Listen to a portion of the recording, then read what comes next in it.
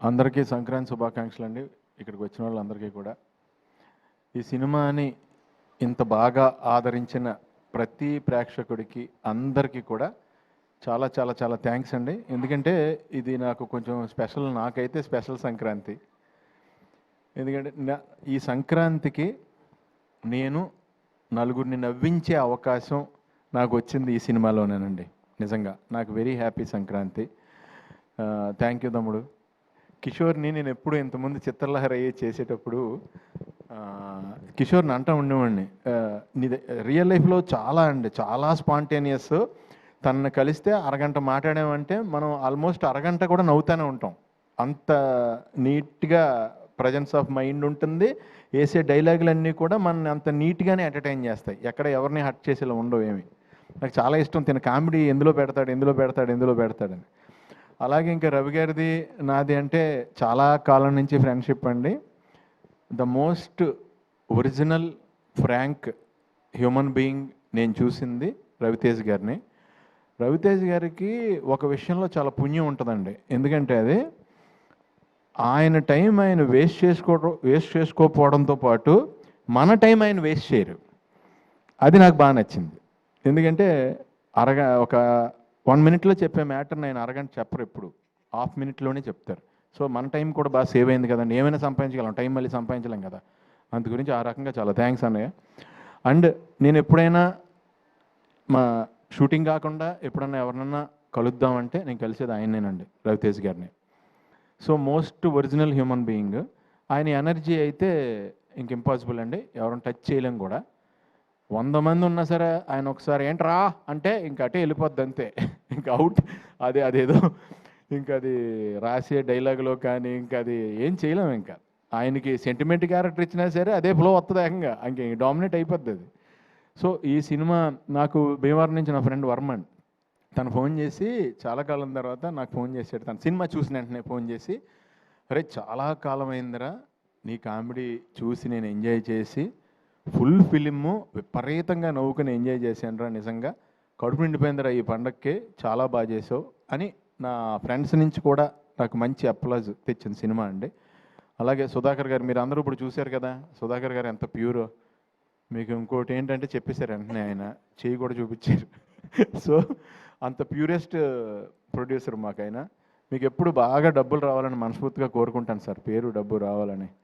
అలాగే అనయ్య, మీరు అంటే ఇప్పుడు ఇందాక నేను ఇక్కడ కనపడినప్పుడు, ఇక్కడ కెమెరా నా మీదకి వచ్చినప్పుడు ఇక్కడ కనపడినప్పుడు నన్ను చూసుకుని నాకు అర్థమైందండి అన్నయ్య, మీరు సినిమాలో నాకు ఎంత బాగా లైటింగ్ చేశారో. అంత శ్రమ తీసుకుని నా మీద 4 లైట్లు ఎక్కువ వేశారు. ఇక్కడ కామన్గా పెట్టారు కాబట్టి నేను అంత గ్లోగా కనపడలేదు. సో చాలా థ్యాంక్స్ అన్నయ్య. ఈ సినిమాలో నేను కొత్త షాట్ ఒకటి మీరు చూశాను. నేను చాలా కాలం ట్రావెల్ అయ్యాను మీతో. రవితేజ్ గారు ఒక సిచ్యువేషన్లో తల తిరిగిపోద్దంటే ఆయనతో పాటు లొకేషన్ కూడా తిరిగింది. అది ఎలా చేశారు అన్నయ్య అని ఇందాకనే అడిగాను నేను.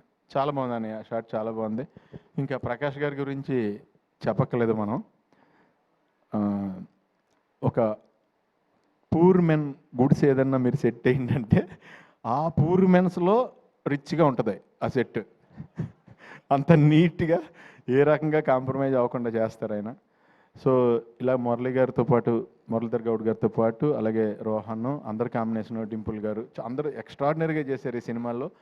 నాకు ఆ సినిమా చూసినప్పుడు నిజంగా డింపుల్ గారు మిమ్మల్ని చూసి కొంచెం భయం వేసింది కూడా. అంటే ఒక టఫ్ సిచ్యువేషన్లో కోపంగా అలా చూస్తారు కదా, ఆ కళ్ళు చూసి ఎప్పుడైనా ఇంట్లో అయినా పెద్ద పెంట అయిపోద్దా, ఏమైనా గొడవ అయిపోద్దా, దొరికేసినట్టేనా అనుకున్నా. నేను విపరీతంగా ఎంజాయ్ చేసిందండి. చాలా కాలం తర్వాత నేను పట్టుపట్టు నవ్వేశాను. నా సీన్లు చూసినప్పుడు నాకేమీ అంత అది అనిపించింది, నేను చేశాను కాబట్టి నాకు అంత ఇది కాదు. వినల్ కిషోర్ గారి 2-3 డైలాగ్స్కి విపరీతంగా నవ్వాను. సత్య గారిది దొరికేసిన తర్వాత రియాక్షన్, కవర్ చేసే రియాక్షన్ ఒకటి ఉంటుంది, దానికి విపరీతంగా నవ్వా. మెయిన్ అండి తిన రోహన్ ఎలా కవర్ చేయాలో తెలియక దొరికేస్తున్నాడని హీరో, బాబాయ్ గర్భసంచిలో నొప్పి వచ్చేస్తున్నావు బాబాయ్ అంటే, ఈయన తర్వాత నీకు గర్భసంచి ఎందుకు ఉంటుందిరా, ఓవరాక్షన్ చేస్తున్నావు ఏంట్రా, నీకు గర్భసంచి ఎలా ఉంటుందిరా అంటే దానికి విపరీతంగా నవ్వుకున్నానండి ఆ సిచ్యువేషన్ ప్రకారం. ఈ సినిమాని ఇంత బాగా ఆదరించినందుకు చాలా చాలా థ్యాంక్స్. ఈ సినిమా నాకు కూడా 10 మందిని ఇంకా బాగా నవ్వించాలి, ఇంకా ఎక్కువ నవ్వించాలి అంటానికి నన్ను కూడా ఎంకరేజ్ చేశారు. అష్క గారు కానీ, ఆవిడ క్యారెక్టర్ కూడా చాలా ఎలిగెంట్గా చేశారు ఆవిడ. అలాగే తారక్ పొన్నప్ప ఆయన కూడా ఆయన సైడ్ చాలా బాగా చేశారు. సత్య గారు ఇంకా వెన్నెల కిషోర్ గారు నేను చెప్పేది ఏమీ లేదు, ఇంకా వాళ్ళు దాంట్లో వేరే లెవెల్లో ఇది వెళ్ళారు. అండ్ మన గెటప్ సీన్ కూడా ఆయన కాంబినేషన్లో కూడా చేశాను నేను అక్కడ. అందరం కూడా ఇదండి జనరల్గానే రవి గారి షూటింగ్ అంటే ఇప్పుడు ఆయనతో మనం మాట్లాడుతుంటే ఎలా ఉంటుందో షూటింగ్ చేసినప్పుడు కూడా పెద్ద ఏదో బీభత్సమైన షూటింగ్ జరుగుతుంది ఇక్కడ అన్నట్టు ఉండదు, పండగలానే ఉంటుంది.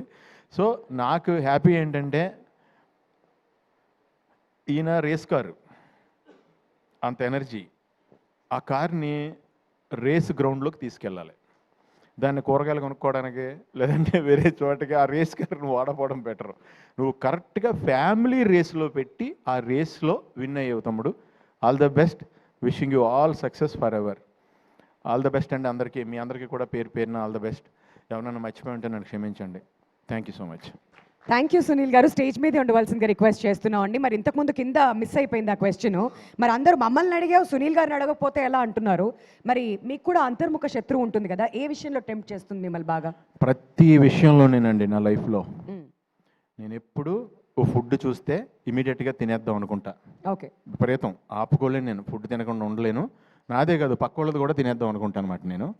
సో దాంట్లో ఈయన చెప్పినట్టు సినిమా ఎండింగ్ మెసేజ్ చెప్పారు, మరి ఈయన ద్వారా ఆయన చెప్పించారు, ఈయన చెప్పారు అది. అవును, మనలో సెకండ్ ఒకడు ఉంటాడు చూడండి, ఎస్, వాడిని వినటం స్టార్ట్ అయ్యాకనే నేను సన్నబడ్డా. ఆ టెంప్టింగ్ని కట్ చేశారు. వాడిని ఎక్కువ వినేయటం వల్ల నాకు ఈ మధ్యన ఏమైందంటే నన్ను బాగా చీట్ చేస్తుంది ఏంటో నాకు అర్థమైపోయింది నా లైఫ్లో. నా కళ్ళు నన్ను ఎప్పుడు చీట్ చేస్తున్నాయి, నా కళ్ళు నన్ను ఎప్పుడు చీట్ చేస్తున్నాయి. అందు గురించి అని కళ్ళు చెప్పేది నమ్మకుండా ఆయన చెప్పారు చూడండి, సెకండ్ పర్సన్ మనలో ఒకడు విమర్శుడు ఒకడు ఉంటాడు చూడండి, మనకి రియల్గా జాగ్రత్త చెప్పాడు, ఆయన వినటం మొదలెట్టాను ఈ మధ్యన. ఓకే, అక్కడైతే బ్యాడ్ పర్సన్ అనమాట, ఇక్కడ ఈయన లోపల ఉన్న పర్సన్ గుడ్ పర్సన్. అది సంగతి మొత్తానికి అర్థమైంది. అంటే ఏం లేదండి, మనకి ఏదైతే సుఖం ఇద్దాం అనుకుంటాడో వాడు ఆల్వేస్ బ్యాడ్ పర్సన్ నాకు, నాలో ఉన్నాడు. కరెక్ట్. ఒకడు ఎవడైతే నాకు ఏదైతే నన్ను కష్టపెడదామని ట్రై చేస్తున్నాడో వాడే నాకు పేరు తెచ్చాడు, ఆడే నాకు good person. Wow, wonderful wonderful. Thank you so much Sunil గారు.